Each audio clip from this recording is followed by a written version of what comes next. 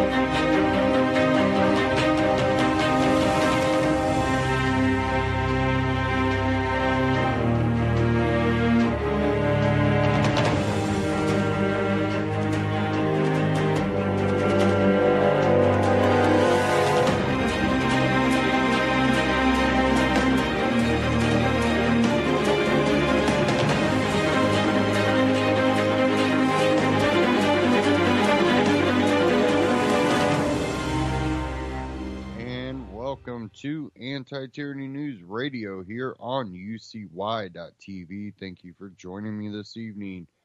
We're going to kind of dive into some foreign relations since we have, again, some more amping up of,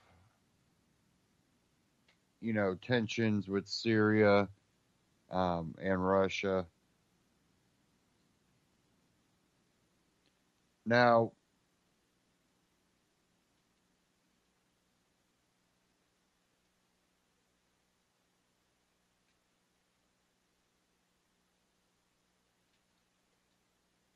sorry.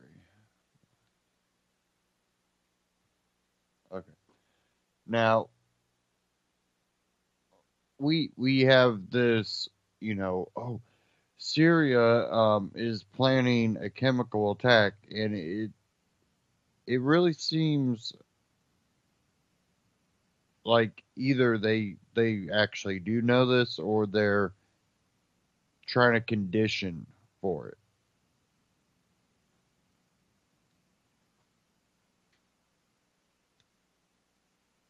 And it's really a lot of people go, he tends to keep his word on certain things, but then on others he doesn't. And the way he went after Obama. And he said something to the effect if Obama strikes Syria and innocent people are killed or hurt, that it would look really bad. But at the same time, we're going to attack them. Now, the attack that did happen, that where we struck the airfield, that you can look at that and be like, okay, no innocent people were going to, no bystanders were going to get hurt in that. And from what I did hear, they even told there was some type of back channel that they were told, we're striking it. But they're claiming that now they are preparing out of that same airfield more chemical attacks.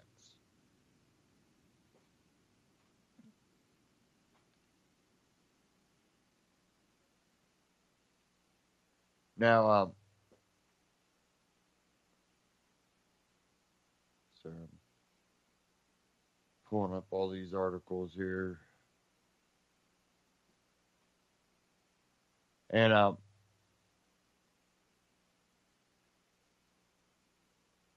lot of these media outlets, a lot of the mainstream liberal, outlets that supported, Obama, or at least did not talk about what Obama was doing in Syria, even after, the whole Benghazi thing. It was the conservatives, going, look, they were gun running. Now conservatives are in charge. Now we should, go after Syria. And now you have a lot of the liberal mainstream media, USA Today on June 26th, Donald Trump is reckless on Syria. It's his most dangerous foreign, I forget what the full title was.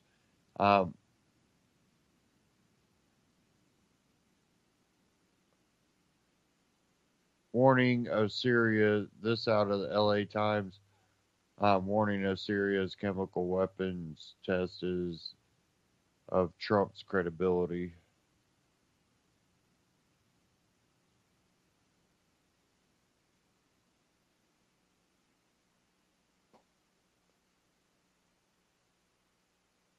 Now, I want to get into this Ron Paul Liberty Report. Why some of this is loading. So let's go ahead and dive into that. And this one's Trump super fake Syria news, more U.S. attacks expected.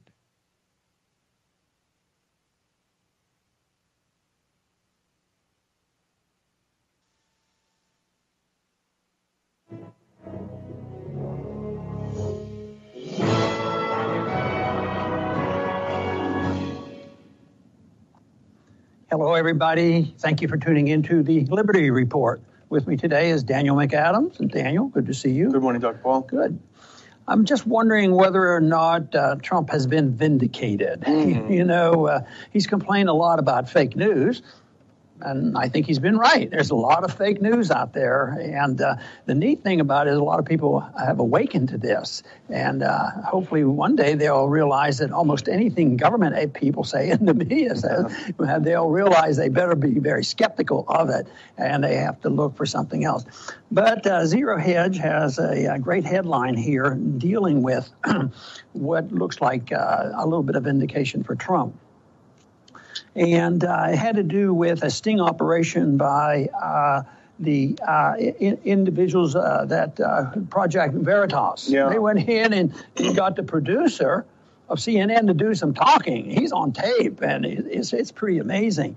The headline was CNN caught cold in undercover sting. Producer admits Russia fake news story pushed for ratings. And this is on there. And I think at one time the producer even said, Trump's actually absolutely right. We don't have anything on them. And they've also been just recently had to apologize about the charges of Scaramucci, claiming he was dealing deals with Russia. And now the CNN was even forced to not fire anybody, but resignation of 3 individuals. The producer is still going strong. But this tells you something about what's really going on with a lot of people. I'm sure every Trump supporter believes this. But there might be a little bit more to this story. But I think this is significant. This should discredit CNN, which they deserve. Yeah, and it sort of caps off what so far has been a good week or so for Trump. He got the CNN sting, and the producer was on tape saying this is all BS. We know it is. It's all about ratings. Wait till the other stations will admit that. But you have the Loretta Lynch stuff. This is good for Trump. This is starting to capture the headlines. I see Judge Napolitano said she could theoretically face some time behind bars for this.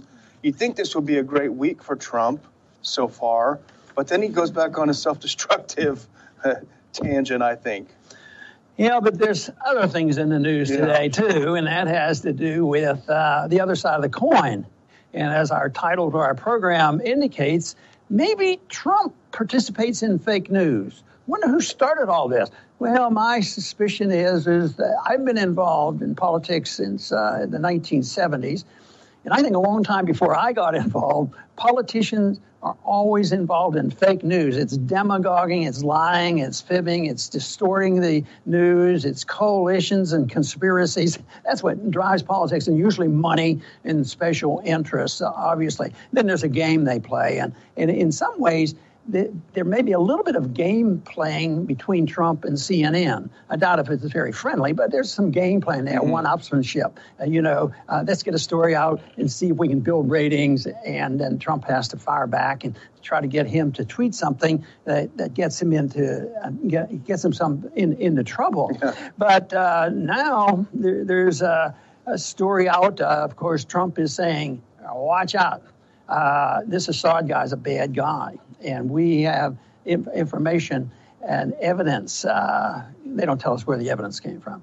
Evidence that he just may well be getting ready to gas his own people. Massive killing of his own people. And then the threats start to come out. And that's when I think it starts getting serious. There's threats and innuendos about what's going to happen. And this time it looks like it could escalate. But I do want to quote, just to give the viewers a sense of where I'm coming from, because Sean Spicer, had a conference yesterday, and they say this with a straight face. I'm sure CNN is back to fake news already, but what about the administration and the president? So Sean Spicer had his conference yesterday, and it might have even been this morning, I don't know. And this is Spicer. The United States has identified potential for another chemical weapons attack on the Assad regime. Another attack that would likely result in the mass murder of civilians, including innocent children. Worry about the children, like Albright. She worried about the children, too. Yeah. The activities are similar to preparations the regime made before the April 4th chemical weapons attack. Sure.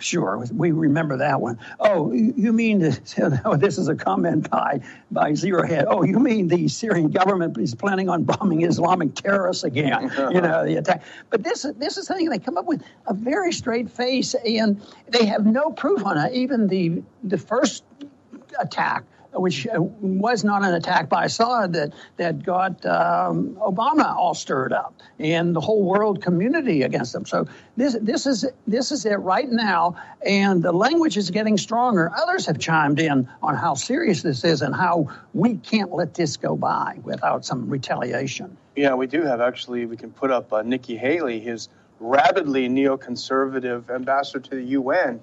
This even tops Spicer. Any further attacks done to the people of Syria will be blamed on Assad, but also on Russia and Iran, who support him killing his own people.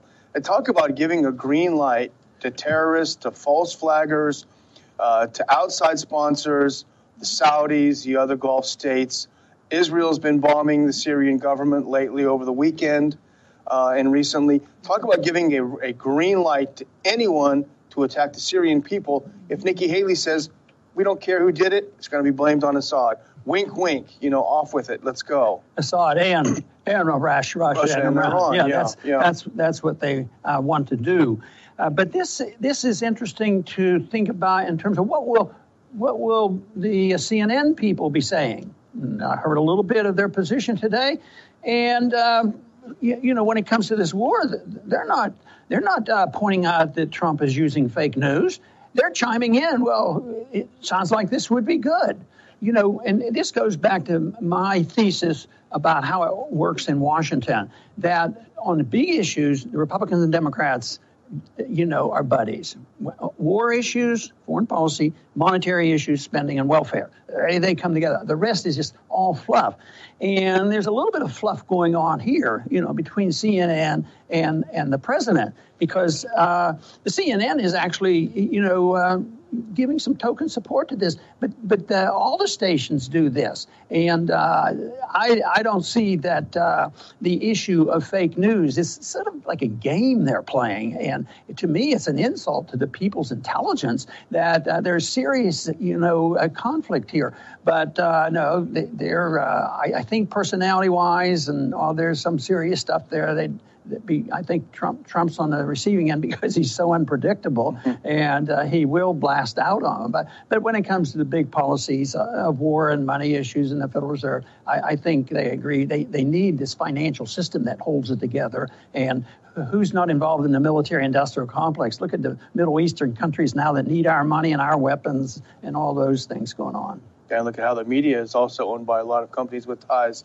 I think CNN loves war more than they hate Trump. That's the thing. Yeah. But, it's interesting watching how the mainstream media works, because when this story broke last night, everyone was caught off guard, including the mainstream media. The AP, which has always been very mainstream and sympathetic to aggressive foreign policy, they reported initially that CENTCOM has no idea what the White House is talking about. State Department was caught off guard, was not discussed in advance with the national security agencies, and the Pentagon had no idea what the White House was talking about. Fast forward a little bit, and now AP's reporting this morning that, the Pentagon is seeing activity from the same air base that they say launched the original chemical attacks. So we're supposed to believe that Assad is out there in the open, mixing up chemicals from the same base that was hit, and he's ready to go out there and kill civilians again. It makes no sense. But, the other thing along with this that bothers me is things that Trump says that I believe. I mean, he wants to be a strong president. They all want to be strong president. Strong president is the one that doesn't get pushed around and they throw their weight around and they're the boss. And he claims if you have a weapon, you're supposed to use them. If you have a big bomb, like he proved, the biggest bomb ever made, never been detonated, he showed that he's no wimp and dropped it on Afghanistan. Of course, that brought a lot of good things and peace to Afghanistan. Yeah. But I think he's very weak on the position of where does he stand on nuclear weapons? Well, all presidents always put weapons out. Essentially, all have said, we take nothing off the table, which is a code word. We'll be the first one to strike you, which is a horrible statement. But I think Trump is more capable of doing this. And that's why I think we live in very dangerous times. I happen to have reacted to what's going on today probably more strongly than usual. Usually I just try to take it in stride. Yeah, more of the same. It can lead to worse things. But there's awfully strong language in here, and that somebody has to pay the consequence. And if Assad does this, we have to attack Iran and Russia. I mean, and there are people who like this stuff in Washington, D.C. I mean, the neocons are delighted with this stuff. The neocons keep winning, because it must be an international organization because, when it comes to militarism, the other governments seem to fall in line.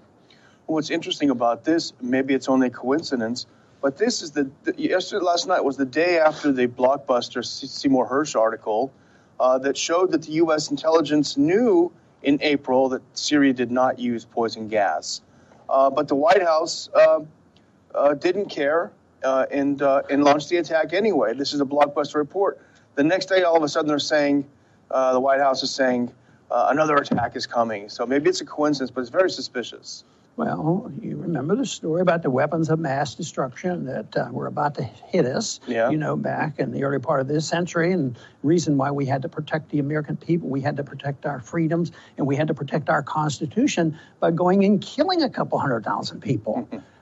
So one of these days, I think that this currently is going to get out of hand. This is really strong language. Maybe I'm completely wrong, I hope, and maybe tomorrow this is going to dissipate and Tillerson can call up Lavrov again. They talked yesterday. It's amazing. In spite of this. But I remember back in of the incident back before December 7th, there were diplomats from Japan in Washington talking about peace. So, peace in our time. But this is... This to me is something that can't be ignored, but I think it's unpredictable too. You can't say what will happen even today or an hour later. But I'll tell you one thing: there's no evidence that the people in Congress or in the administration will sit down and think about it a little bit and think, well, what are the ramifications? Even though I don't identify with what they call the realists, the realists at least might have said, even their interventions, but they're more inclined to say, maybe we ought to talk about this for a day or two, So, but we're not even hearing that. This administration is controlled by some people that I consider unrealistic. Yeah, and going back to the April attack, it was the U.S. that blocked any international investigation on the ground of that site. So why did they block it? Why did they prevent us from getting the information? Because they wanted to continue to claim it was an attack without any proof. There still hasn't been any proof that there was an attack. But isn't it amazing that this seems to be just impossible to believe, not relevant and not logical, that Assad would be this stupid, and Assad has to be communicating with his saviors, and that's Russia. Yeah. And they're going to say, no, you're not going to do that, and yet they put it out there. Trump dumps it out there. CNN pumps it up, and the Congress rolls over, and they're ready to put on more sanctions. They're, of course, arguing a little bit about that, but they just march on, and people are saying, this doesn't make any sense, that they would do this. That is the big question, and rational people should ask themselves why at this point, when he is very carefully rushing to Deir ez-Zor and onto Raqqa to retake the eastern part of his country, and which would really consolidate his victory around the country, why, when they're having a conventional military assault on these areas, would he pause and say, you know what, I think I'm going to wait for a few days. I'm going to attack some civilians with some gas, alienate my ally, Russia, and have Trump have an excuse to bomb me. How does anyone believe this is possible? Well, it is hard to believe. I hope that our concerns are unfounded, but unfortunately, I'm afraid that we're much closer to what might be going to happen than you can figure out by what Trump is saying or doing, or what the CNN. Well, we could listen to the news on CNN tonight and decide what's really going on. And what do we think? I come back to my conclusion. CNN and the foreign policy of Donald Trump might not be all that different, which is even scarier that they can have that uniformity on the policy. So how would you summarize this? What are your concerns, and what do you think is going to happen? Russia will not react this time like they reacted last time if the U.S. attacks Syrian government forces on a pretext like this. I think that is for sure. How far they will go is anybody's guess. There you go. And as usual, I argued the case that if we would mind our own business, we wouldn't have to worry about this. This wouldn't be an economic burden. It wouldn't be endangering the world. But the rhetoric got a little bit too strong for me today. It is much more annoying, much more frightening on what we're hearing, because there's escalation in tone and there's escalation on who's going to get blamed. Just not Assad. It's more than Assad has to go. And it means that if they pin an accusation with fake news that Assad is, we're not going to wait till he releases this, not until we see the smoking gun and a mushroom cloud, that we're going to have to go in, but it's not going to be Assad. We're just not going to march in with an army and get rid of Assad. What we have to do is go after Russia and Iran as well. That's a dangerous escalation in the rhetoric. And that's hope that the American people and others will start thinking about an alternative to this, and there is. There's one of a policy of non-intervention and trying to get along with people and not pretending that the world is going to be totally destroyed unless we make the world safe for democracy by taking over the world. That is a bad course for events. I want to thank everybody for tuning in today to the Liberty Report. Please come back soon.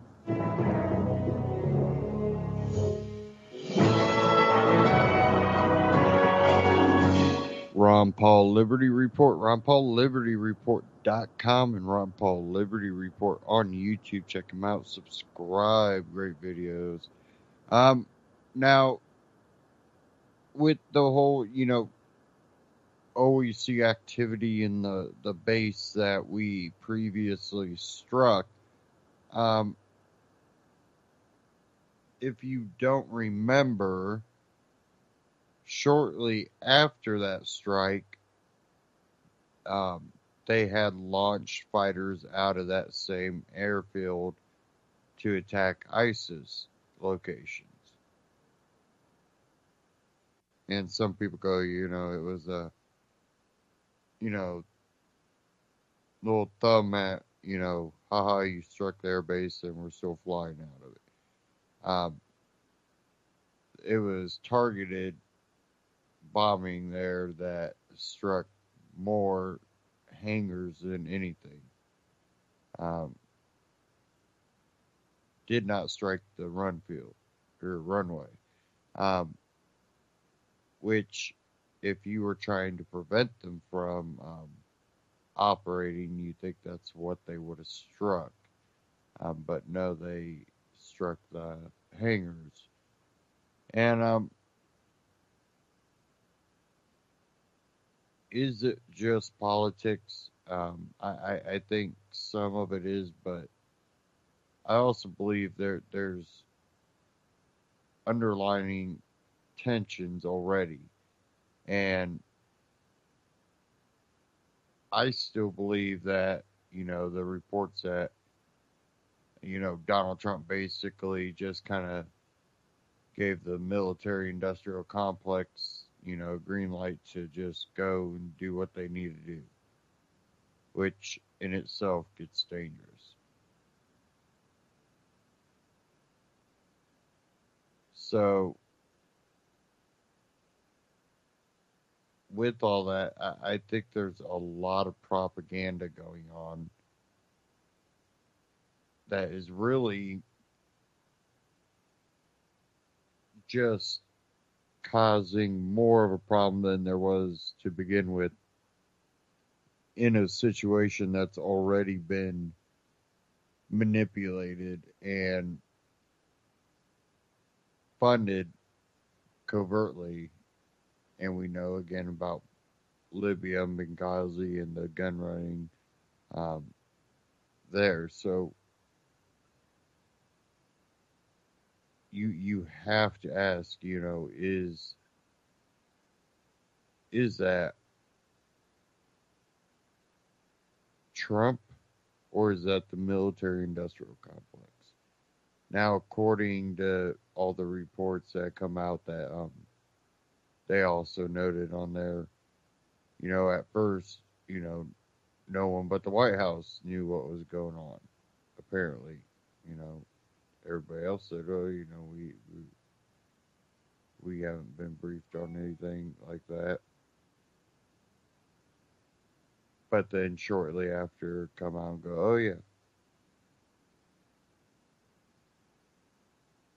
So this was more, I believe, to be a message. It's for you to determine what that message is. I'm like, don't do chemical attacks, but again, where is Trump getting his information from?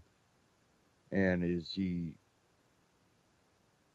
seeing outside of what people are telling him to believe?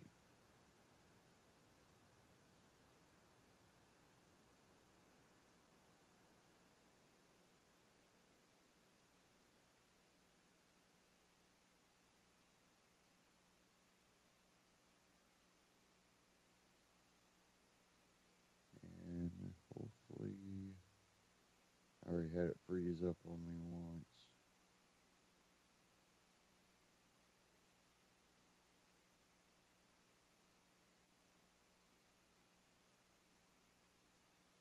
Okay, that's starting to work. Okay.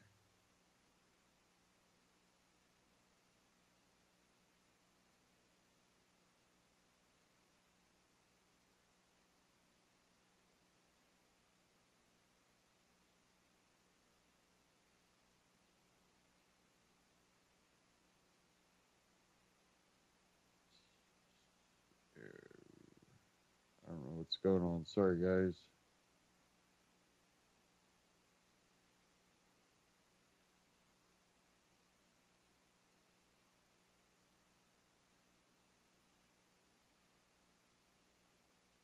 Okay, we're going to give that a second there. I do have an article here that I do want to get into.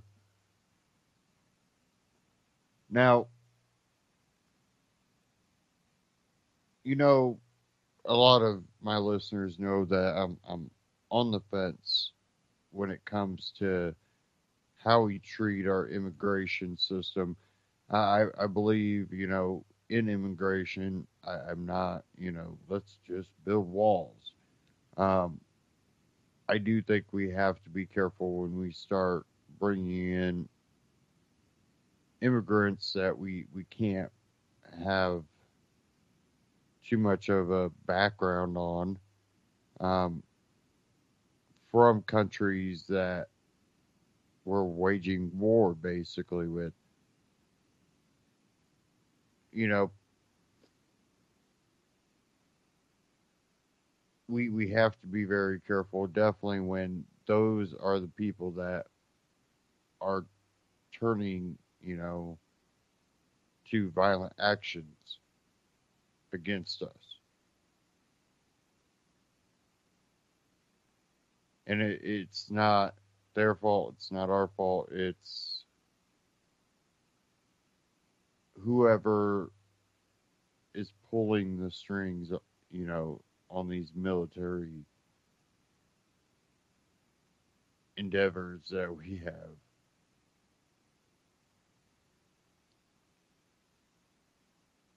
But I have one here. Trump's, this from Reason.com. Trump's travel ban is legal but dumb. This week, the Supreme Court unblocked most aspects of President Trump's executive order limiting entry into the United States, signaling that the restrictions are likely to be upheld.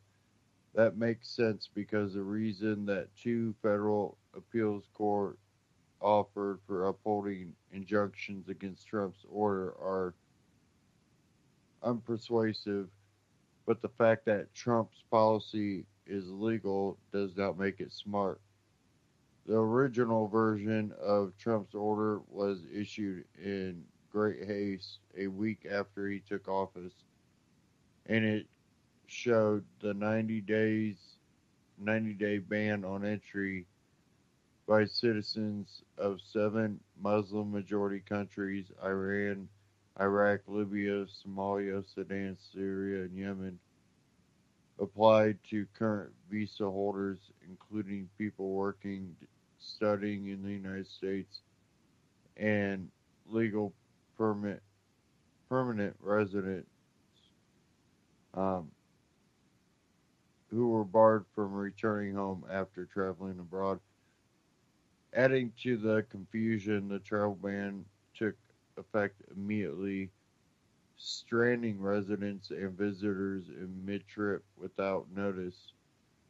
The result was dismay and disorder at airports around the world.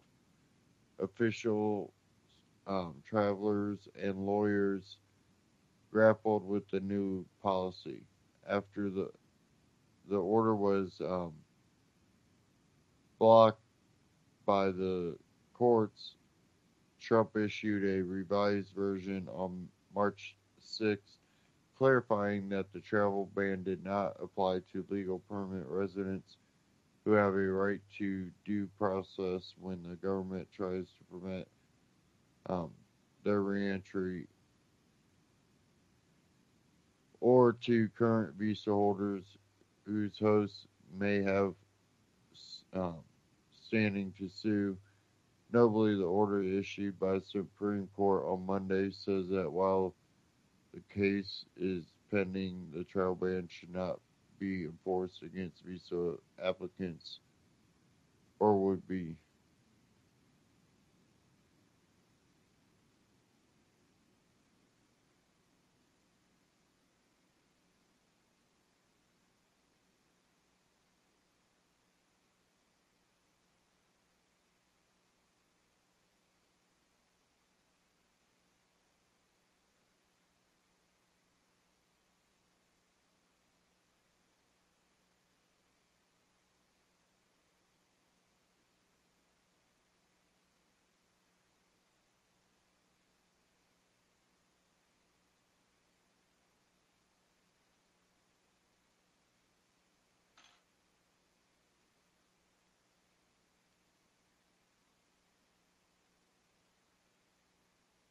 Sorry, guys. My Skype was reconnecting or something to UCY radio. Okay, it looks like it's good. Start beeping at me and everything. Okay. Now, if we're looking at this travel ban, the problem we're going to have with it is people are going to come from other countries that they probably illegally came to. They'll get, passports, fake passports. They'll get in. Um, we've seen influxes through, Mexico of, non-Mexican citizens. And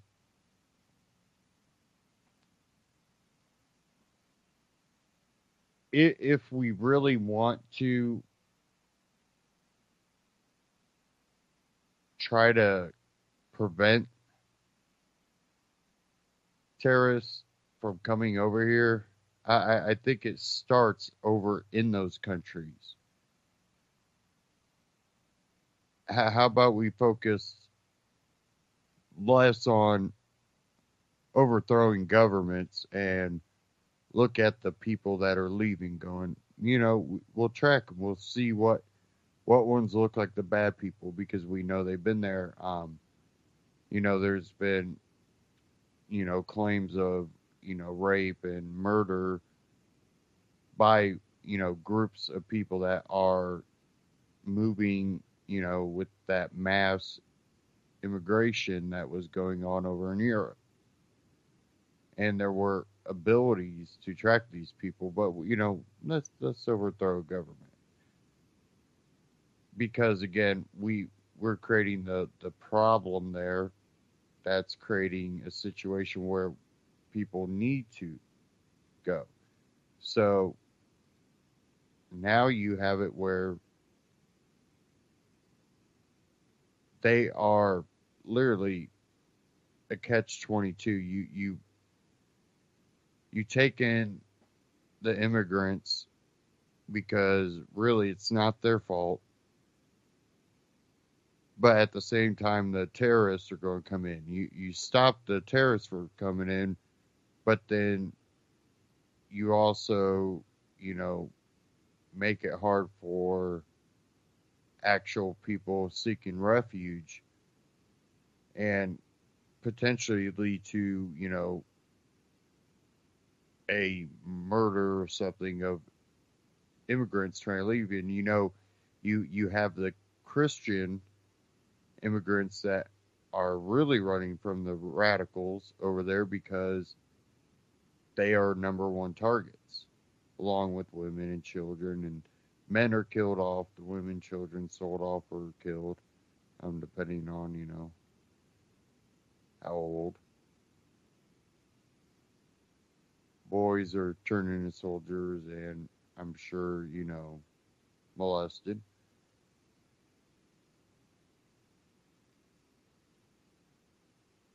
But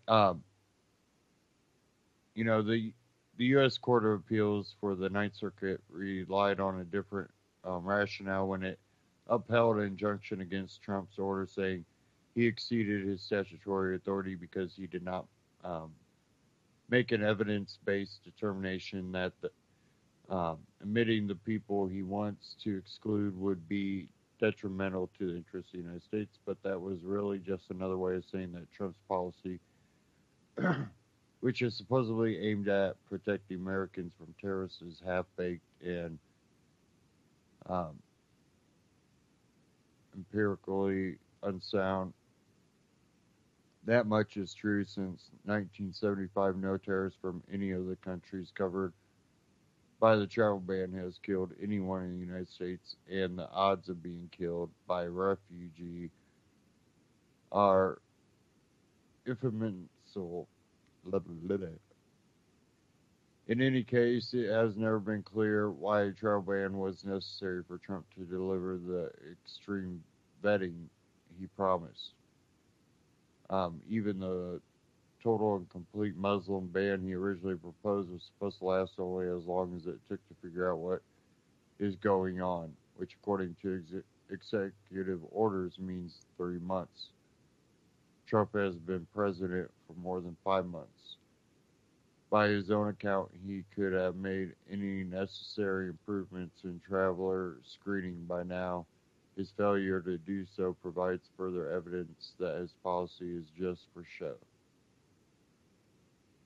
And one thing I brought up before was where's the ban for uh, Qatar, Saudi Arabia.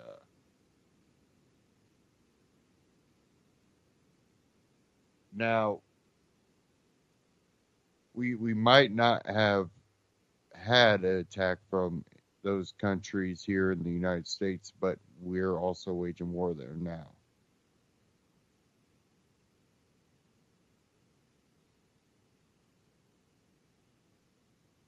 That's where ISIS is now.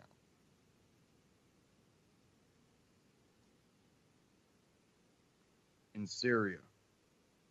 And that's where the refugees are coming from. So I understand that, but at the same time, he arms Saudi Arabia. And really, I believe in the founding fathers' way of looking at it. You just don't get entangling alliances. Now they eventually did, and it's persisted, but to the extent of, what now? Now we don't even declare war because we're so far into being involved everywhere militarily that we allow them not to call it war anymore and get away with it. So then they don't have to declare. And a lot of it also comes down to you can't declare war on ideology. You can't fight a war against it. It just won't work. It will actually do the opposite.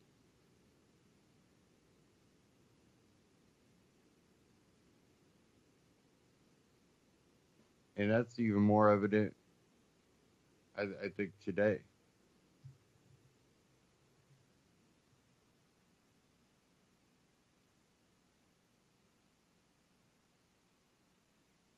Okay, we are going to move on here.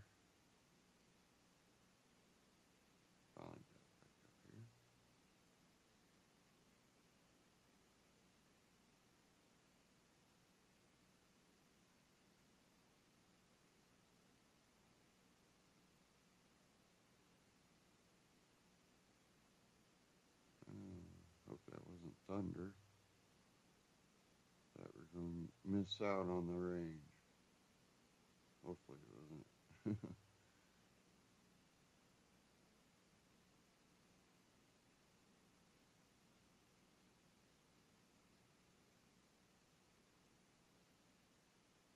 Okay.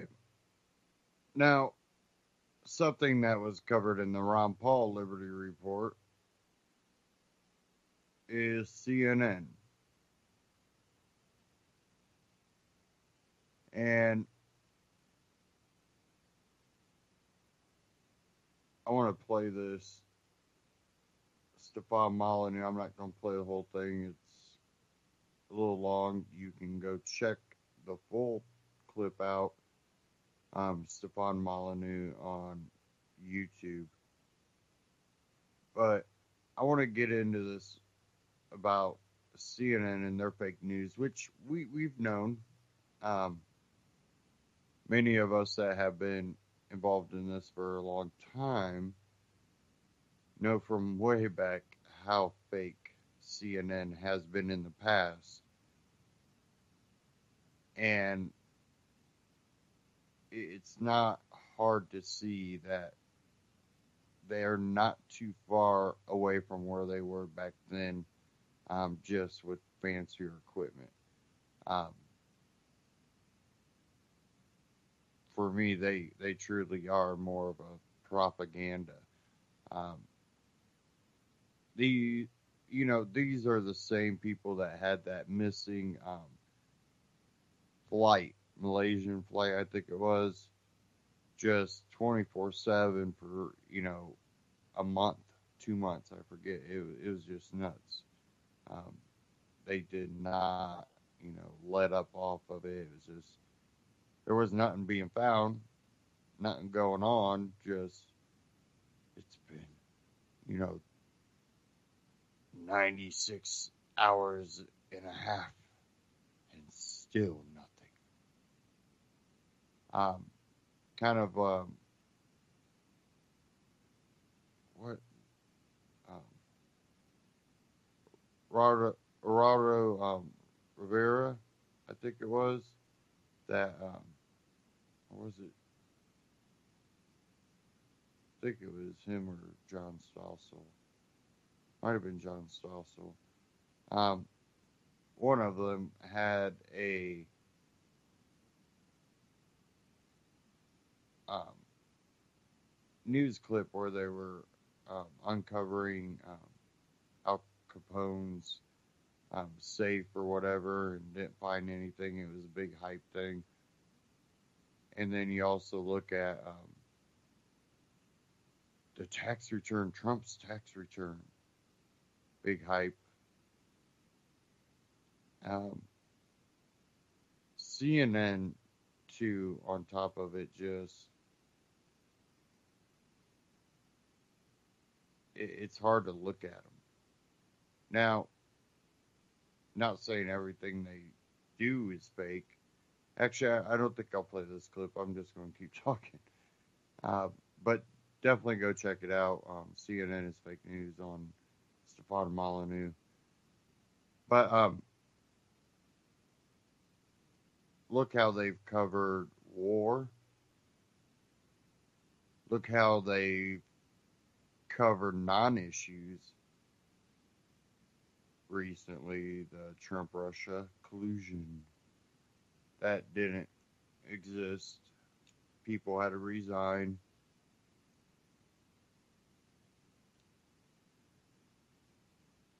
It's hard to take,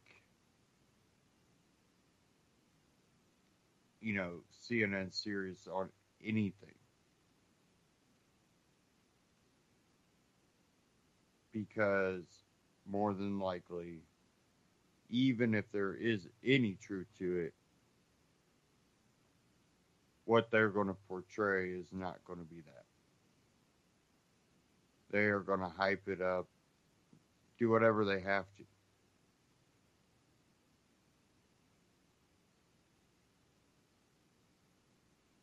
Instead, I want to play a We Are Change one on CNN. This one's a shorter clip, too.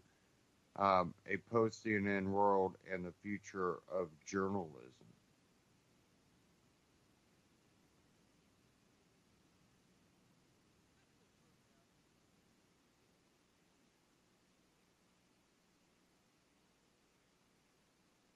This is Luke Rudowski of WeAreChange.org here in New York City, and today I am joined by the one and only Tim Pool. And in this video, we are going to be discussing what is journalism, the latest CNN debacle, and of course, I think most importantly, the future of journalism. Now, Tim, I wanted to talk to you because you've been talking a lot about what is journalism, and I think it'll be good to get your perspective. What do you consider journalism to be? Honestly, I have no idea, right? I didn't go to journalism school. I started doing what I do because I wanted to learn, travel, experience. I wanted to personally better understand other people, right?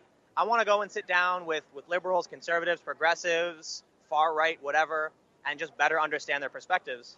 And then people would ask me about it. Oh, what did you learn? And I'd be like, oh, well, this guy actually said this.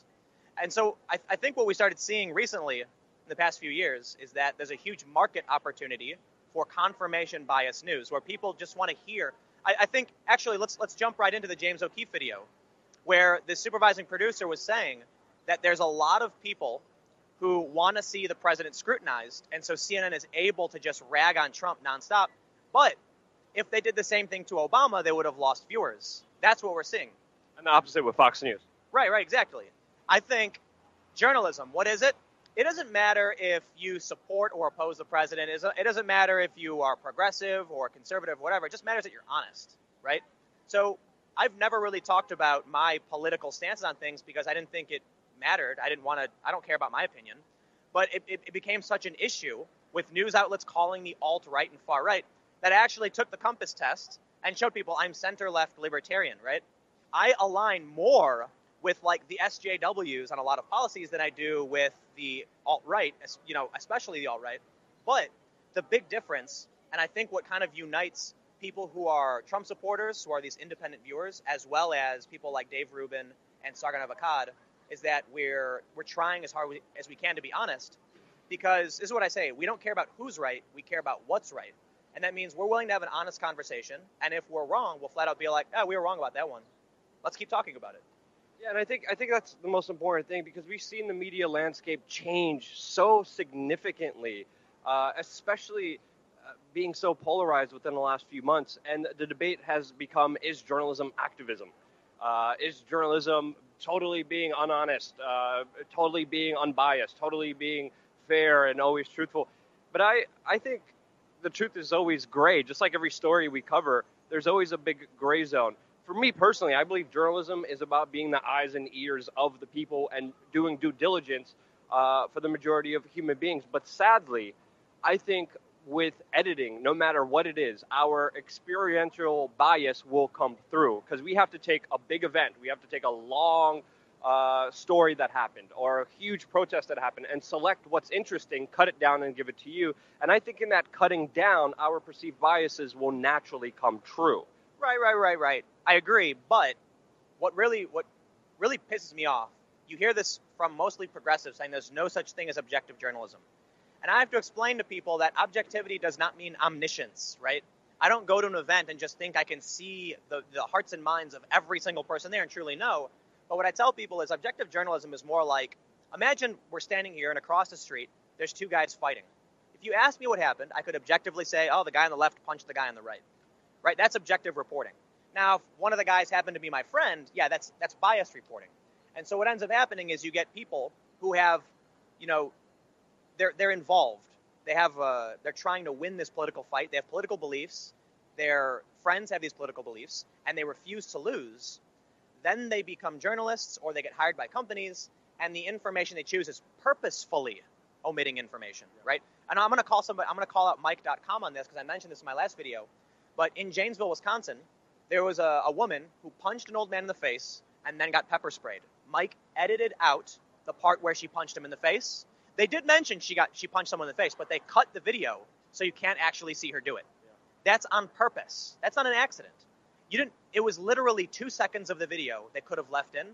So there's a difference when we're trying our hardest to edit down a video of a protest or a riot, and some things get cut, and then there's selectively pulling out things because we don't want to upset our political ideology, which is total BS. Yeah, and it's a deep gray zone that we're talking about and trying to expand now because obviously the way some kind of radical protesters have been treating us affects our protest coverage. Because it's like, okay, I'm not going to go into that fray because they're going to attack me. A lot of people who are in our business who do get attacked do have an emotional response and then automatically become Blue Lives Matter fans. Okay, I was just in San Bernardino a couple weeks ago it was on the 10th for the anti-Sharia protest. I go over to the anti-Sharia, the Trump side, and people are like, hey, how's it going? I ask them questions, and they argue a little bit back and forth. I go over to the counter-protest side, and some dude starts getting in my face and, coming at me. And so I know that one side will not physically assault me, and one side is more likely to. It's not a guarantee.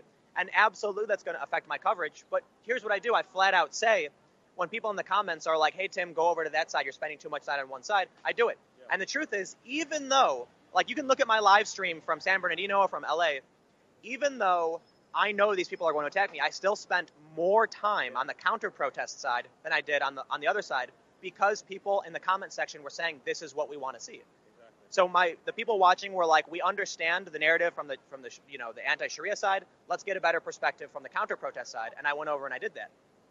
It's very difficult because you also need to be very emotionally sound, because sometimes those radical protesters are in the right, and sometimes they are, persecuted incorrectly by police departments. And it's very hard for some people when they push us away to get those stories. And it takes someone who's not emotionally unstable to get those stories and still be able to put themselves at the risk to cover those things as honestly as they can. And it's extremely difficult because of that kind of past experience and that emotional thing. But then this is kind of brings into, do we always have to cater to what the audience wants to see? Because this is an perspective that I have, because I believe human lives are important, and the deaths of human lives are important. If you talk about last month, the U.S. bombings, they have killed more innocent civilians than all the latest terrorist attacks within Europe within the last 12 years. In 12 years, more people, in the last month, more people have died because of the U.S. bombings in Syria than they died in all of Europe within the last 12 years from their terrorist attacks. We see skewed media coverage, and people don't care about those innocent civilians. People don't care about Yemen. But to me, it's an important story that doesn't get clicks, that doesn't get likes, that doesn't get shares. But to me, it's a human life, and those numbers matter. People are so focused on fighting the left and the right. The people on the left, let's be fair. There are absolutely people on the left in this country who are conscious about what's going on with the bombings in Syria and Yemen, and they protest that stuff. They really do. But the most vocal protesters are complaining about Trump supporters being Nazis, white supremacists, and not actually focusing on what the government is doing. So what I've noticed is that when it comes to these protests, too many people are fighting each other. And look, I got to be honest. If there's two people with differing political opinions and one person hits the other person, you're wrong. But if you want to come out and protest in the streets against what the government is doing, yeah, we have a right to do that. I disagree with property destruction and vandalism. I understand there's a lot of people who agree with that. It is what it is.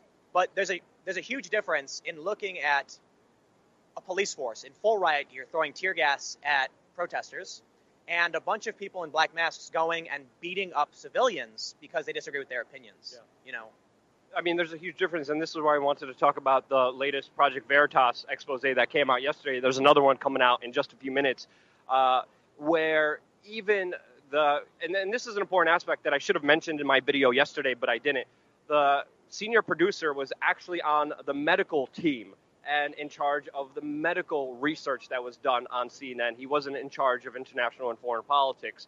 And I think that's a very important discernment to make. But he even said himself that the CEO said, okay, great job on covering the climate thing for a day. Now go back to Russia, cover Russia, hit Russia, whether it's true or not, keep hitting it. And they've been caught. Just a few days ago, 3 CNN reporters had to resign because they ran a story from their anonymous source that was, again, untrue, and they were running more Russia-Trump-related stories that were just outright propaganda, admittedly, to get clicks. So, this is where I think we also have to draw the line in catering to our audience, because if we do that, are we no better than CNN?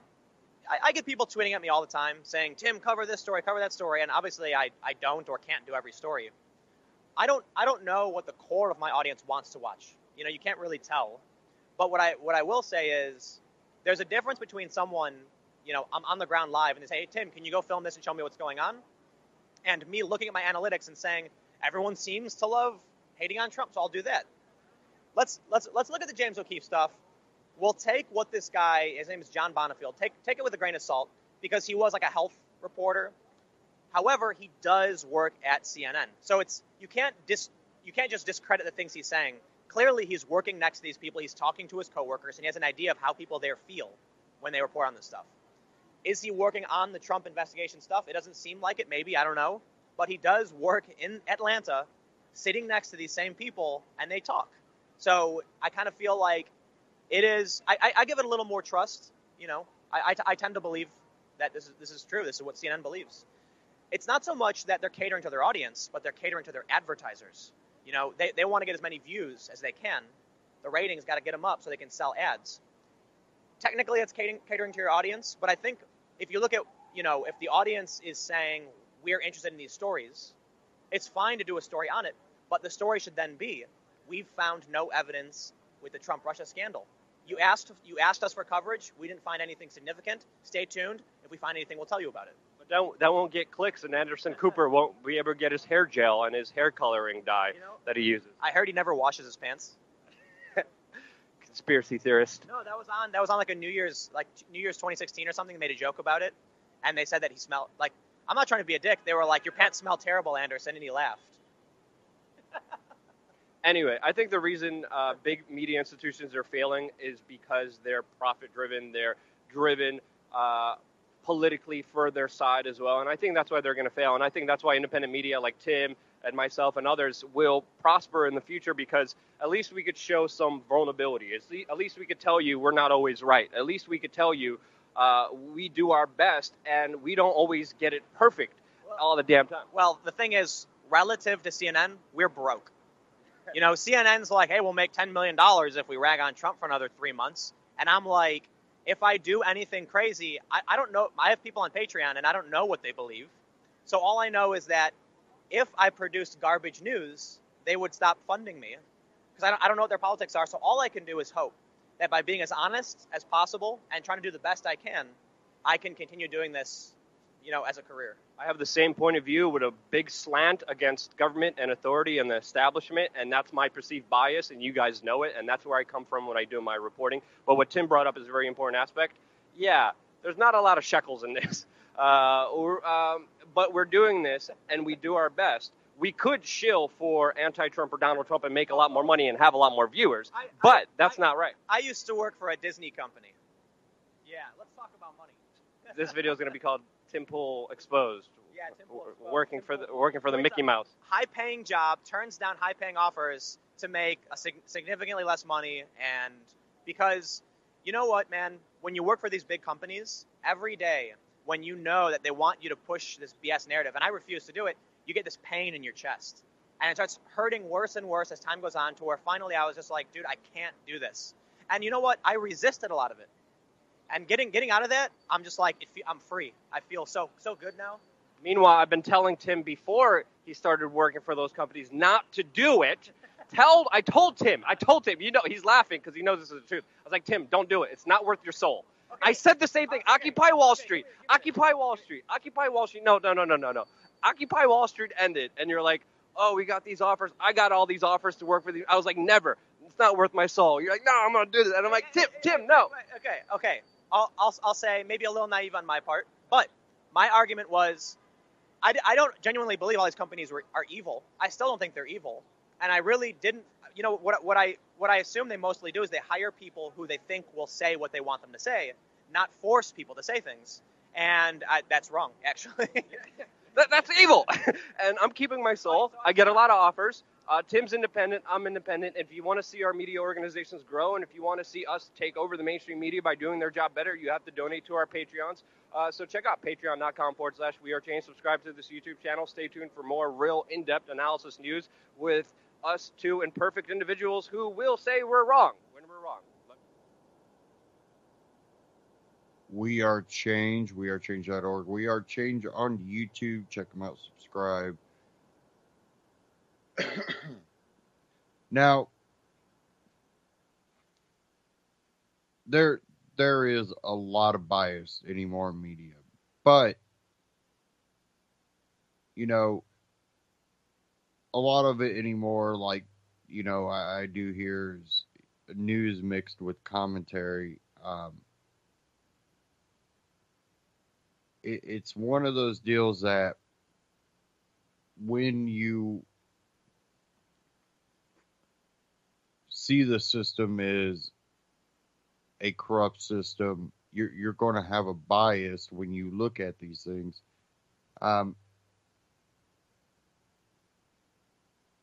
But it's also factual stuff that's going on. These things are happening. Here's what I believe.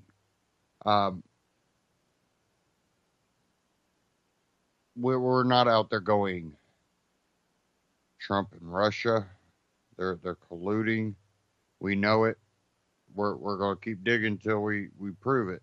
But we know it's true. There's a lot of issues that we don't know what's going on. We don't know all the facts. And I've said that many of times. You know, I believe that this could be going on, but there is no factual evidence to actually prove that. Um, what we try to do is look at what direction something is going and warn you. You know, not saying he will, but if they use that power, it could be they could become dictatorial. Um, it's not always the president that allows these laws to get passed or signs these laws or wants these laws. It's at what point do we get someone that's crazy enough to look at all this that we pass and use it to their advantage? Now, some of these laws that are out there, they're kind of tricky because, again, you know, some of them are in wartime or in national security, you know, for national security. And that right there is one of the scariest terms, national security. It's a matter of national. That gives them power over so much. And these are things that, you know, very few people, but Ron Paul, his son Rand Paul, even Ted Cruz has brought up some of it. But really, Rand Paul has led a very strong defensive and offensive on that issue. One of the very few that have steadfast on those issues.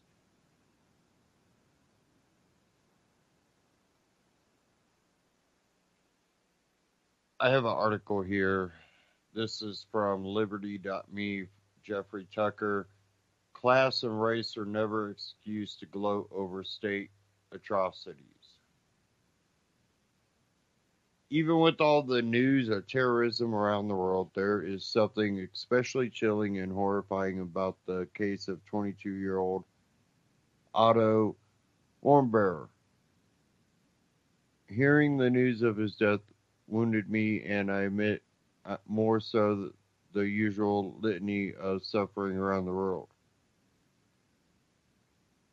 If there's anything redeeming to come of this, it should be a wake-up call to all of us to change the way we think about human rights and stop a terrible trajectory of public rhetoric.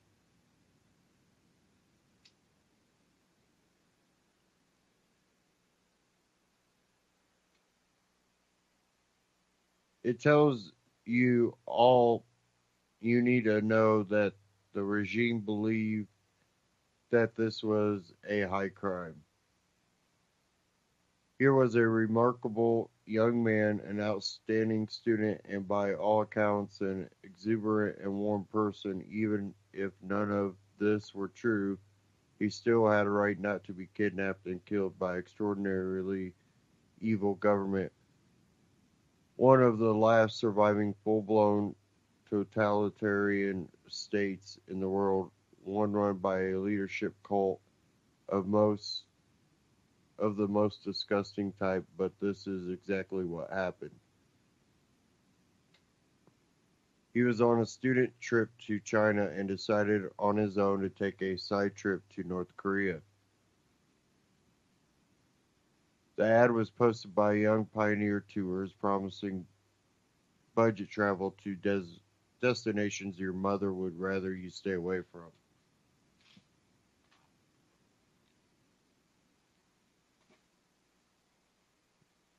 All seemed fine until he was boarding a plane to return to China. Suddenly, North Korean officials arrested him, accusing him of stealing a propaganda poster from the hotel.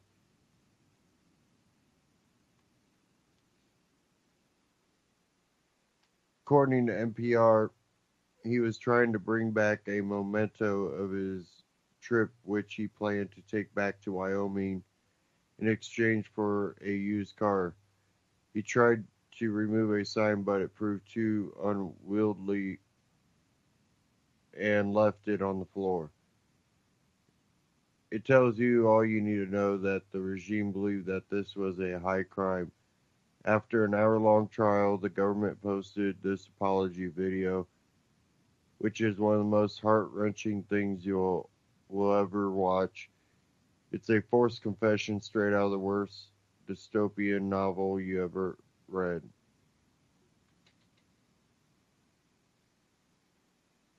He was sentenced to 15 years of hard labor. His parents could do nothing. Not even the U.S. government could intervene. There was no jurisdiction. Otto was trapped in a horrid prison state. Something terrible happened while he was there. The government eventually released him to his parents, citing humanitarian concerns. When he arrived for the reunion, he was essentially brain dead. He died 2 days later. The autopsy showed the North Korean government's explanation that he had contracted botulism to be a lie. The disgrace of the left. The news of this case first came out more than a year and a half ago, and I distinctly remember a strange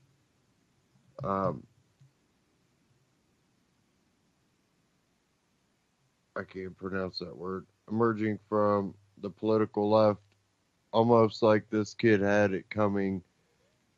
Actually, not almost, this is what some people said. Nick Gillespie at Reason dug up the archives to find the evidence on Comedy Central's The Nightly Show. Host Larry Wilmore said, "Frat bro privilege not valid in totalitarian dystopias. North Korea is a playground for college pranks. Kim Jong-un isn't a fictional character from a Seth Rogen movie. And Pyongyang isn't some game you play with Coors Light and Solo cups. It's just tough for me to have much sympathy for this guy and his crocodile tears. What is it that would possess anyone to express such sentiments based on class and race alone?" Then there is this from Ebony. "I'm willing to bet my last dollar that he was aware of the political climate in that country, but privilege is a hell of a drug. The high of privilege told him that North Korea's history of making examples out of Americans who dare challenge their rigid legal system in any way was no match for his alabaster American privilege. This is incredibly wicked rhetoric, and probably both writers have some regret in retrospect. And yet, what is it that would possess anyone to express such sentiments based on class and race alone, as if this young man who had never flaunted some imagined privilege deserved his fate, and that it should be a lesson to all people of his class and race. The torture state. As dreadful as this Warren Bear case is, it is paradigmatic of the totalitarian behavior of states at war. Legally, the U.S. and North Korea are still at war. This does everything become justified. This is true not just in this terror state. Every state uses war as a reason to trample human rights. It's a form of identity politics taken to a different level. New details are emerging from the CIA's torture program that was active from 2002 to 2009, along with the testimony of two psychologists who ran the program out of a secret prison. Their private company was paid $81 million to apply enhanced interrogation techniques to Chinese. This too sounds like a scene from dystopia. What immediately came to my mind when hearing of the techniques, which include the use of insects, was the trained psychologist torture known as Scarecrow from Batman Begins. Waterboarding is only the most famous techniques included, this one for sleep deprivation, in the words of one of the psychologists. There is a tether anchored to the ceiling in the center of the detention cell. The detainee is handcuffed and they are attached to the tether in a way that they can't lie down or rest against the wall. They're monitored to make sure they don't get edema if they hang on the cuffs too much. What useful information came out of this program, which U.S. taxpayers paid for? Nothing so far as anyone knows. But it is likely that hundreds of lives were ruined, to say nothing of the countless lives lost in the wars of those years. The blowback of a growing army of dedicated terrorists is not hard to predict. And yet you don't have to look for small-time pundits to find a defense of these actions. They were overtly defended at the highest levels by Dick Cheney, John McCain, and the head of the CIA itself, and the sitting president of the United States. Their statements are backed by partisan supporters who believe that being from the wrong country and holding to the wrong religion is sufficient reason to rob a person of basic human rights. It's a form of identity politics taken to a different level. It's a game everyone plays. And read the rest of that article. It's a really, really good written article. And, he covers, why we shouldn't do this no more.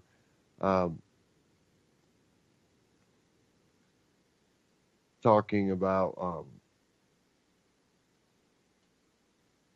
the liberal side of it and more about the dystopian type world and the idea of freedom. Like I said, it's a really well written article.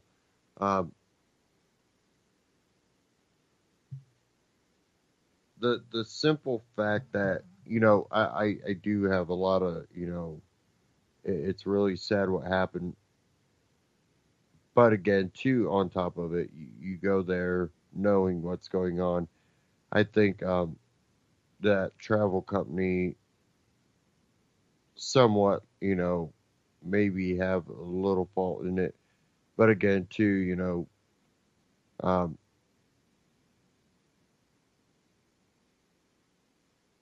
I really wonder if he knew what he was doing was that big of a crime in their eyes.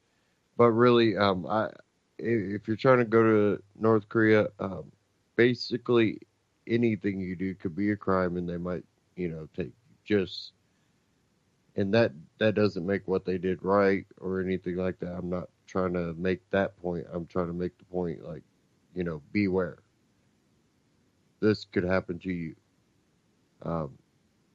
Extremely bad idea to go to North Korea.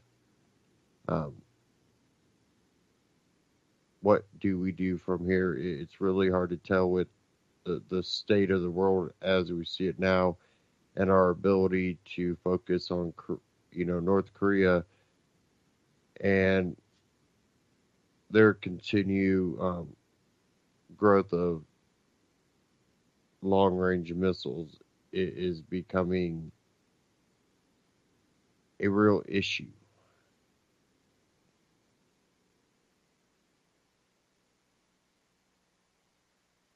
Another extremely big issue is China.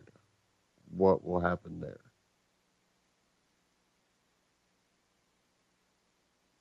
And I think China would do something financially to us to hurt us. What that would be, I have no clue. But they're manipulators just like we are, and they can, since, we have this world economy now, they can affect it.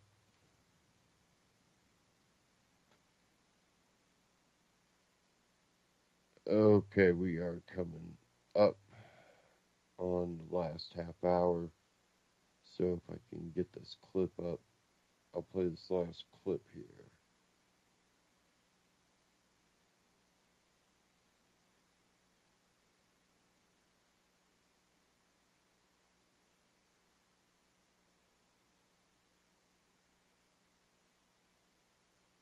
Maybe.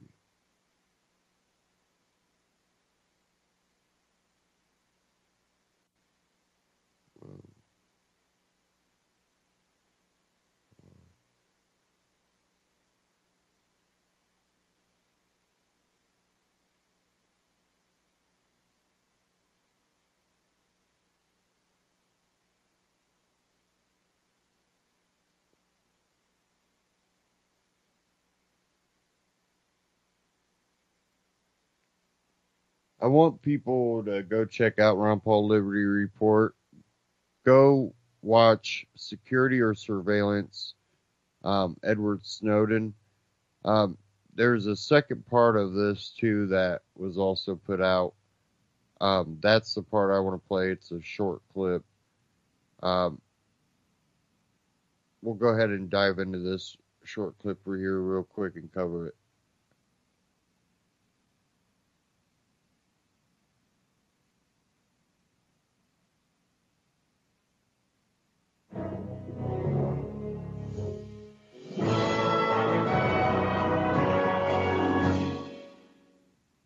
Hello, everybody, and thank you for tuning in to the Liberty Report. With me today is Daniel McAdams, our co-host. Daniel, good to see you. Good morning, Dr. Paul. Daniel, we're going to do something different today. We're going to do a program that we have never done before, and that is it's going to be a continuation of the interview we did with Ed Snowden just recently. And the interesting part is that this was not planned, and so it'll be a little bit different, but we enjoyed a conversation after the program was over, and we think we got some interesting ideas and interesting conversation from Edward. It was really interesting because, the cameras were rolling. We finished the show, and Edward said, hey, Dr. Paul, I've got a question for you if you don't mind. And go ahead and keep the cameras rolling if you want. And we were surprised. We didn't know what to expect. It actually turned into just a nice, relaxed, comfortable exchange. Yeah, and I enjoyed it too, and that gives you an idea about, how you can vary your interviews a little bit. And the more relaxed we are, and the and the guest is, the better it is. But I enjoyed it, and I hope the viewing audience will too, and I'm sure they will if they will take a look at not only this program but even the original Edward Snowden program. Yeah, that we did earlier in the week. I do want to say one thing, actually, if you don't mind, and this is good news. We didn't do it earlier, but we have passed 100,000 subscribers to the Ron Paul Liberty Report, and I'm sure the excitement over having Edward Snowden on the show helped. But our audience is pushing us up, so please keep getting your friends to subscribe and keep watching the show. Right, and that helps us get new people to come and appear on our program. But I do want to thank everybody for tuning in today. And please stand by because we will now show you this very special extra interview with Edward Snowden. There's actually one last thing, excuse me. Okay. I was thinking maybe just to see if you guys want to cut it in the interview. If it doesn't work, you don't have to. But I was thinking I could ask you a question, Dr. Paul, that's, again, just about the intelligence stuff. And I think it would be interesting for people. I'm not sure I've ever heard it from your perspective. But if you guys are still rolling, if you're capturing this footage, I can just go right into it. Yeah. Just get Okay, and what would the question be? See if I know the answer. Okay. We're rolling, Sir Khan? Yes. Okay. Okay. Yeah, so Dr. Paul, one question actually that I have for you is in the intelligence community, at, again, the working level, not the policy level, everybody is taught sort of a single axiom. All the work that they do is designed to inform policymakers, right, our legislature, our executive branch, our legislative branch, to understand what the facts are so they can make the best decision. They call it sort of providing an informational advantage or decisional advantage. And you were in Congress for an extraordinary amount of time. You have experience that many people don't have. And the one question that I've always wondered is, in all of your time in Congress, how many times would you say the intelligence community actually provided some reports that they briefed to you, right? Not specifically what they said, whether it's in closed session or open session or whatever, but they came to you. And the information was so material, so impactful, so vital and necessary and valuable that they had been breaking all these laws to get it, that it actually changed your vote. Can you recall a time like that? Well, was it regular? Did it happen frequently? First thing is they never came to me because they probably figured I had my mind made up on the issue. But they would invite us to come to them on special events leading up to the Iraq War. They had a lot of briefings, and these were special people, knew everything. And I went to one briefing one time in my whole career, and I said, this is nothing more than propaganda. And I can read what they're talking about in the paper if I want. And so I thought it was wrong. Now, a good example of this is Walter Jones, who was converted from being pro-war, Iraq War, who finally figured out, that they were lying to him.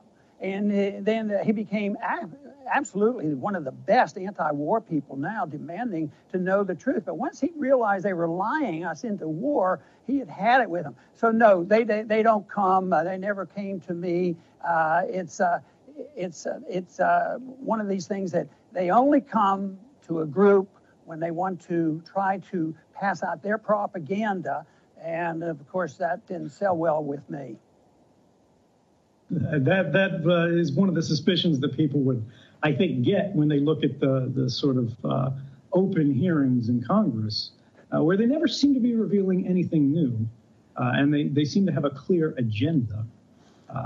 But they're not actually informing Congress so much as attempting to influence Congress. Absolutely true. That is what they're doing. They're not interested in the information. That's why I don't think that the activity that I was involved in, I recognized the limitations, and I was sort of like you. I wasn't going to change the world by being in Congress, but I knew there was an audience someplace, and I was always, if I gave a speech on the floor, the members weren't there. They weren't listening. They didn't care. My audience was elsewhere because I believe you have to change people's attitude. And that's why your work has been so important, because people said, could this be true?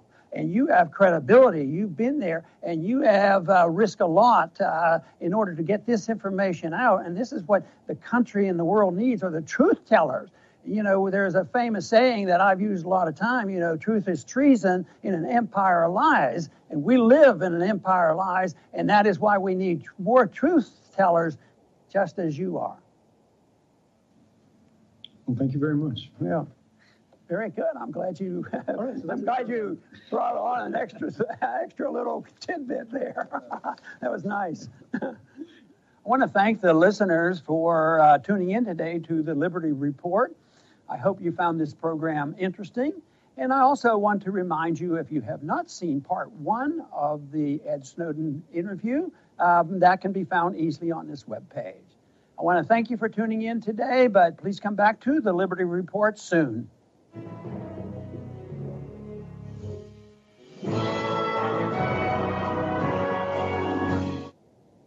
Ron Paul Liberty Report, RonPaulLibertyReport.com, Ron Paul Liberty Report on YouTube. Check them out, subscribe. Check out the full Edward Snowden interview over there on Ron Paul Liberty Report on YouTube. Now, we're always told that, all the surveillance is to protect you.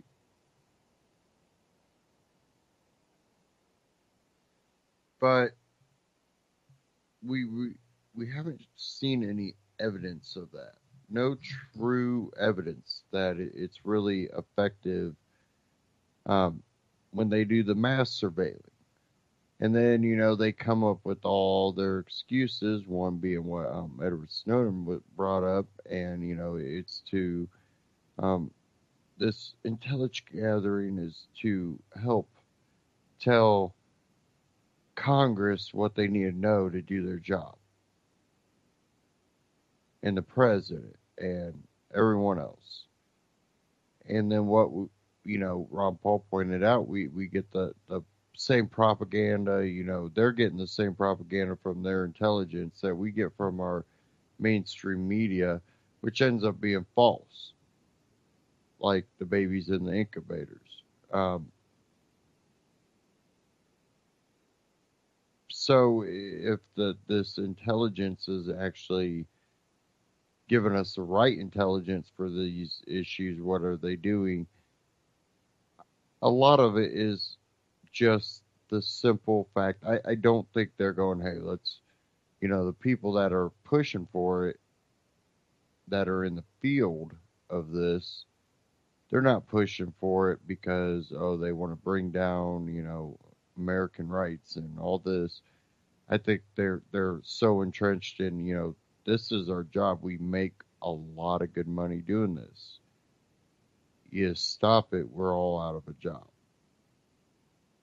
I don't think that's true, but in the sense that they would be completely out of a job, there might be some, but there is a need for intelligence. But the domestic intelligence doesn't seem to, whether it be here in America or, over in Europe somewhere, it doesn't stop the terrorist attacks. But what ends up happening is a lot of everyday citizens are caught up in petty, a lot of times victimless crimes, and their lives ruined over it. Should we actually wonder why this is going on, or should we understand why this is going on? That this has become one of the most profitable areas. But it's not actually successful in what they claim it to be successful in.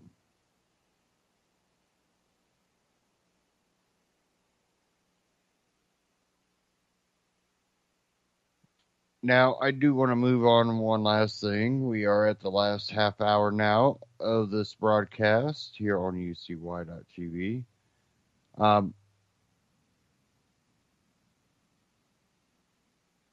I have this one about Illinois, and many of you also know Illinois is also the state that is in financial trouble now.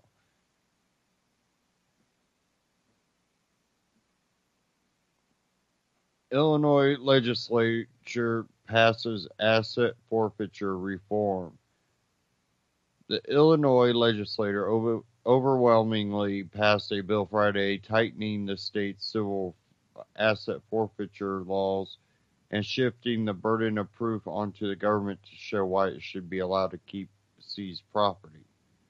The vote came on the heels of an investigative report from Reason earlier this month showing lower income neighborhoods of Chicago were hit hardest by asset forfeiture. Reason's report analyzing more than 23,000 property seizures over the last 5 years was cited by Cook County State's Attorney Kim Foxx in a letter to the Chicago Tribune Saturday urging Republican Illinois Governor Bruce Rauner to sign the bill into law. Foxx wrote the civil asset forfeiture's disproportionate impact on poor minority communities was an injustice. The bill approved unanimously in the state Senate and with only one dissenting vote in the House would raise the standard of evidence for forfeiture from probable cause to preponderance of evidence and bar seizures under $500 in many drug cases.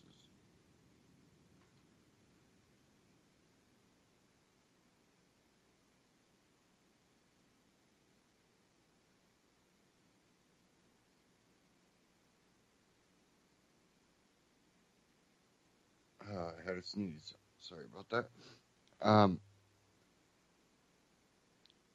It would also abolish a requirement of residents challenging seizures that they pay a 10% bond on the estimate value of their property to file a petition and expedite hearings for owners claiming innocence. Civil rights groups, including the American Civil Liberties Union of Illinois, say current bond requirements, a slow appeals process, and low standards of proof for the government make appealing a property seizure, especially for low-income residents, a Sisyphean task. Overall, civil liberties groups are pleased with the bill. The main thing is shifting the burden of proof clearly onto the state and relieving property owners of having to prove their innocence, Ben Rudell, a staff attorney at the ACLU of Illinois, said. Bill sponsors reached a compromise with law enforcement groups, narrowing the sweep of the original bill, dropping a required criminal conviction before property could be forfeited.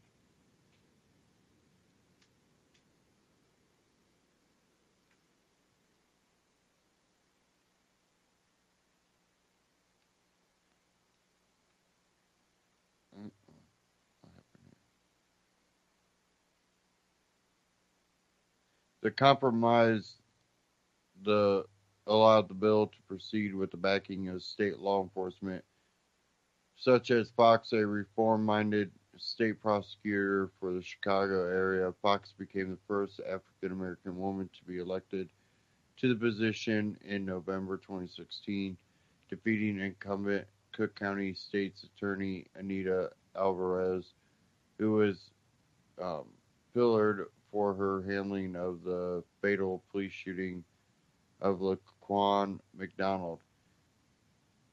As state's attorney, I'm committed to taking violent criminals off the streets and pursuing innovative ways to do so, Fox wrote. But I also understand and fiercely defend the presumption of innocence. Our justice system was built on that idea, and public trust in our system depends on it.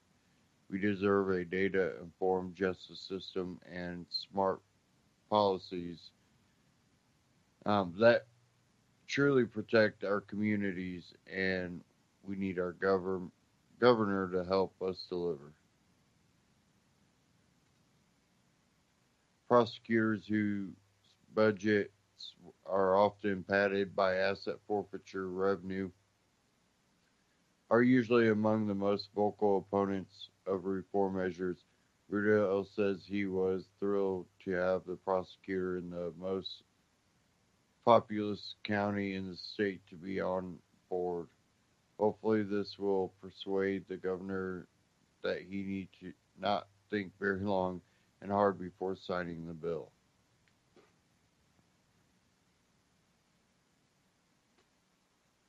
There are some steps states' attorney offices could take on their own to better ensure a fair justice system. As Rudell notes, the Cook County State's Attorney Office has practically unlimited discretion to decide which forfeiture cases to pursue or drop. The CCSAO has been very active in the number of forfeiture cases it brings. Rudell says, we hope that in addition to Fox's support of the bill, we'll see the state's attorney office putting more scrutiny on the seizures that come to them and using the discretion they have to say, you know what, we are not going to proceed on this forfeiture case based on the facts before us.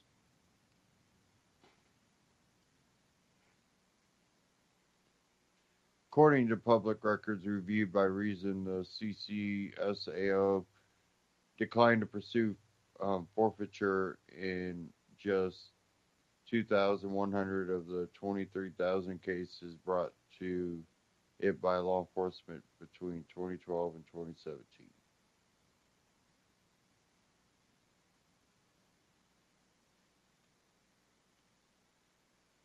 Asset forfeiture is a huge revenue stream for Illinois. A joint report by the ACLU of Illinois and the Illinois Policy Institute found that the state ranked in $319 million in forfeiture funds over the last decade.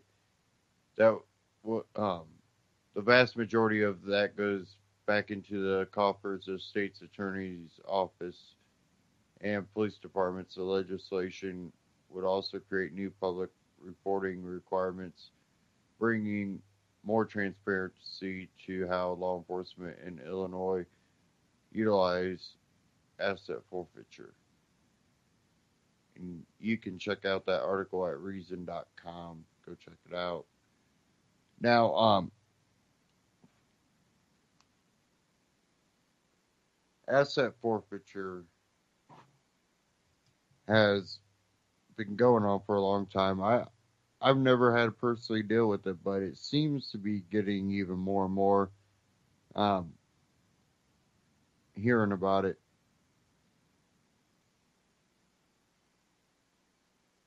But when you look at asset forfeiture, they can pull someone over that cashed a paycheck. They have cash on them.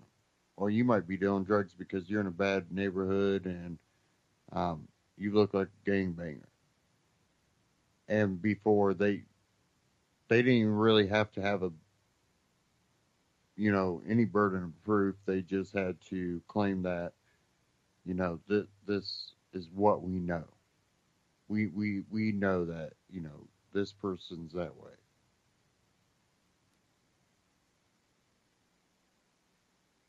Or simply never fight it because, well, most of those people can't. Like the article said, they target a lot of the low income. And then, of course, public opinion of people in low income areas is they're probably doing drugs or dealing drugs. And then you also put people like that in a suit and a badge and give them a gun and a car with a whole bunch of flashy lights, and they still believe that, so that's where they're going to target. You don't tend to see them going around asset forfeiture on, wealthy people. Wonder why.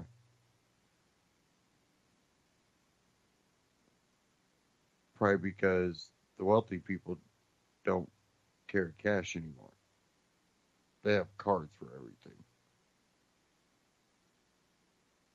Where low income people, they cash a check and they take cash because, well, they got to go buy groceries, pay this bill and pay that bill, and they're done.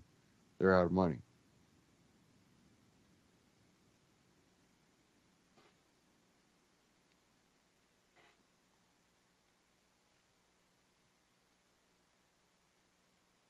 If Illinois, out of all states, can start reining in asset forfeiture in the middle of financial trouble, I think we can get it done around the United States.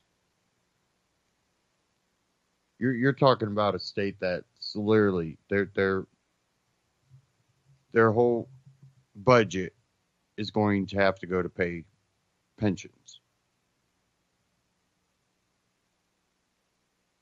These departments probably were heavily relying on asset forfeiture already. Now you got a state that is out of money, and police departments now losing out on more Because if they have to prove a case, that's going to hurt them quite a bit. Now they're going to have to know they are dealing with a drug dealer. That didn't just cash a check from a legit job. Because they will get their money back.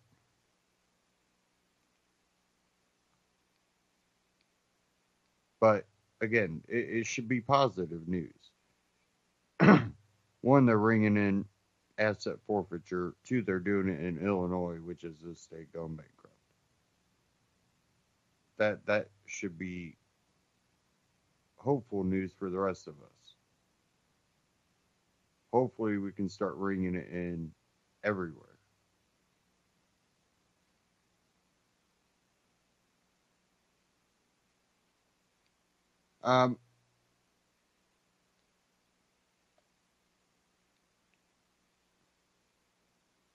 Fox News poll that just came out about an hour ago, 27% favor Senate GOP health care plan, but most want Obamacare changes.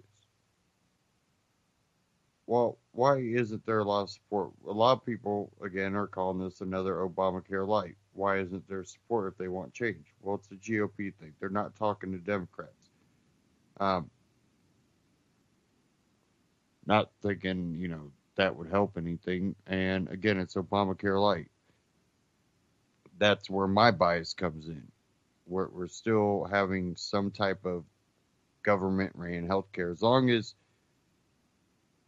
you have government going, well, we'll just change some stuff and put a new name on it. You're still saying government has the right to dictate. People go, oh, it's a right. No, you don't have a right to health care, because that means you have the right to force another human being to give you health care. Whether, you're forcing the doctor to do it,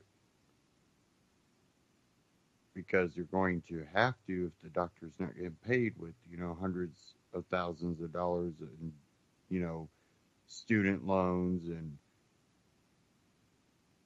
whatever else they have, home, rent if they can't afford a house. And then, once that stuff gets paid off, they're making pretty good money. But they're also saving lives. You want the burger flipper to make $15 an hour minimum wage, but then you want to complain because doctors get too much money?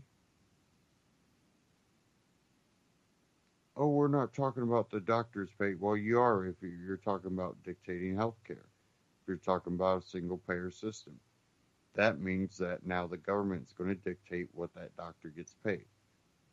Doctors don't feel like they're getting paid. You think they're going to keep practicing that?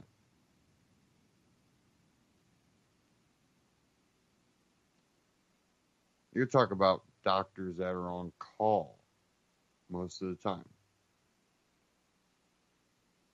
Any moment they could be called in to help someone.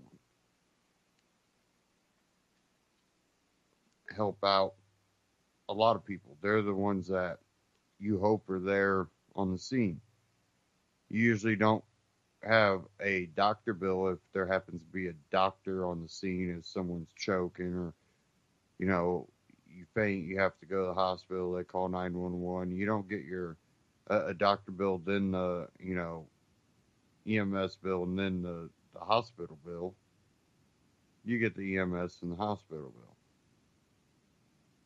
Ron Paul had talked about, when he was a doctor, people come in without health care or, insurance. He would treat them. If they didn't have money, didn't have insurance, he would treat them. You don't have to force people to do that. But propaganda will convince you that you do. And that's really what's going on right now.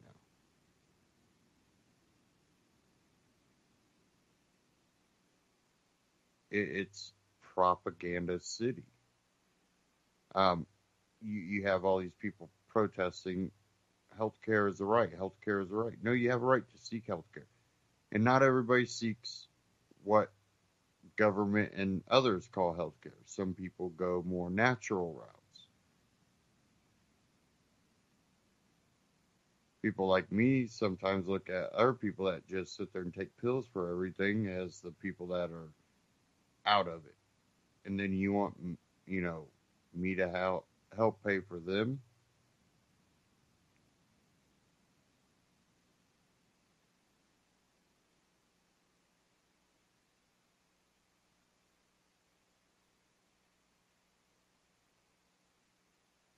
Now, at the end of the day, though, I don't think we're ever going to see Obamacare actually repealed.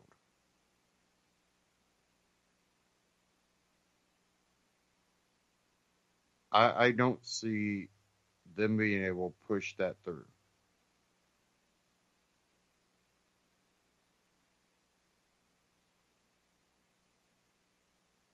But let's say we did. What should we go to? I think the best thing we could do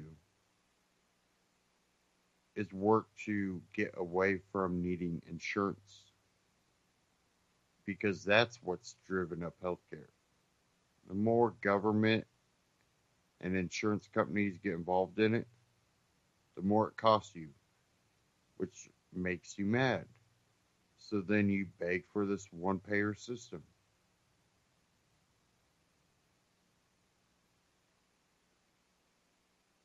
Guess what? When you see America to go to that one payer system, now you will see dictation into your personal life. Because guess what? Oh, you didn't eat right, we're not going to pay for you to have that surgery.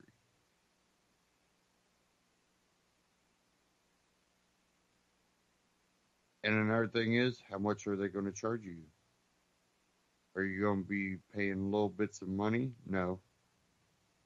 Anything that government gets its hands on, the price goes up and up. And, to be, you complain because we don't provide you with this, we're going to have to raise rates again. It'll be over little stuff. Always is. Here in Indiana,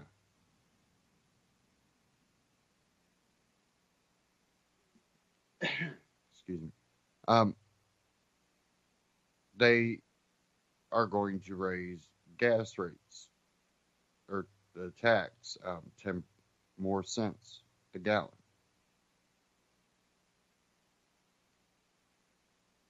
Where people are still struggling to fix the roads that they should have already budgeted for and that our lottery is supposed to go to. On top of that, some cities have also added recently a wheel tax that they claim this wheel tax would be because, the roads need fixed and we need more money, revenue for the roads. That city had just spent all kinds of money on roundabouts.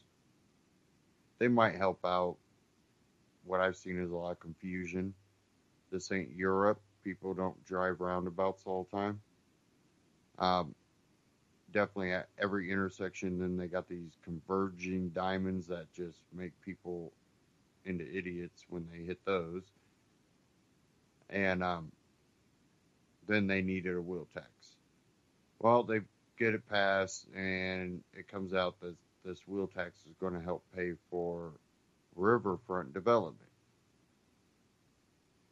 Now, their new battle that's going on right now is, we want to raise property and income taxes here in the city to pay for riverfront development. And people are finally getting furious. And they're seeing that, well, if you ask for all this free stuff, you'll find out it's not free. And with so many different taxes going up, it's going to make it hard for them to pass anything like that.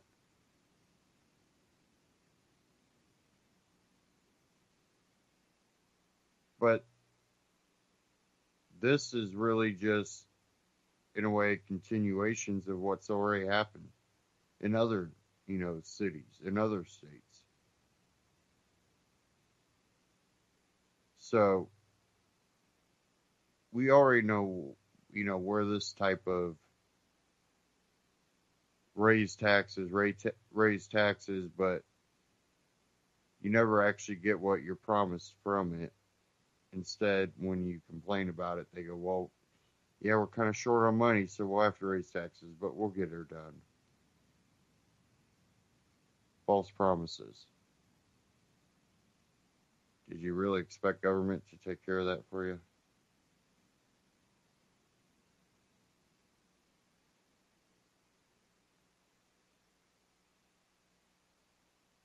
I always say, the last thing you want to do is ask government to take care of something for you, because then it might not happen.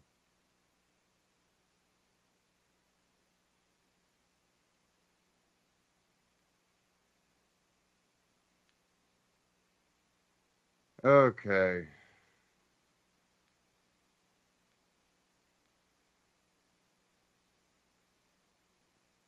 We are coming up to the end of the broadcast.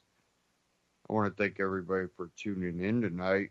And don't forget, go check out UCY.tv. Go to UCY.tv. If you're at the top, you see a little support tab. You click that support tab, allow you to donate to UCY. Help keep broadcasts like this and all the other great broadcasts here on UCY going. Independent media is where you're going to get most of your truthful information, because we already know what happens through mainstream media. So it's important that you help support, alternative and independent medias. Again, you can click that support tab, but you can also scroll down towards the bottom. There's an Amazon button. You click that Amazon button. It'll take you straight to UCY's Amazon store, and you get the same great rates, same great shipping prices through Amazon, and at the same time, UCY gets a little kickback to help cover operating costs on the network's end. Again, no extra cost. You shop through Amazon, going through that link through UCY.tv, and you get the same great deals you would if you went directly to Amazon. It just gives a little kickback, and that's a great way where you can get something and still help support independent media. So go check that out. And, a lot of you already know I'm into prepping, and food supplies, fire starters, seeds, for, maybe a catastrophic event where you might need to plant food to, get you through the year or couple years. I'm someone that prefers non-GMO stuff in the first place. So if you need a crisis garden and you can do it non-GMO, you're ensuring, natural nutrition. My Patriot Supply is a great place to get non-GMO seeds. My, preferred place to get non-GMO seeds. And they also have, food supplies and stuff like that. If you go to antityrannynews.com/mypatriot, it'll take you straight to My Patriot Supply. And again, same great prices, same great shipping rate. And we get a little kickback on our end to help cover operating costs, which, year to year, it just keeps going up and up. And it's always, important that we get your support and continue to be able to bring you broadcasts. Check us out. Stay tuned here on UCY.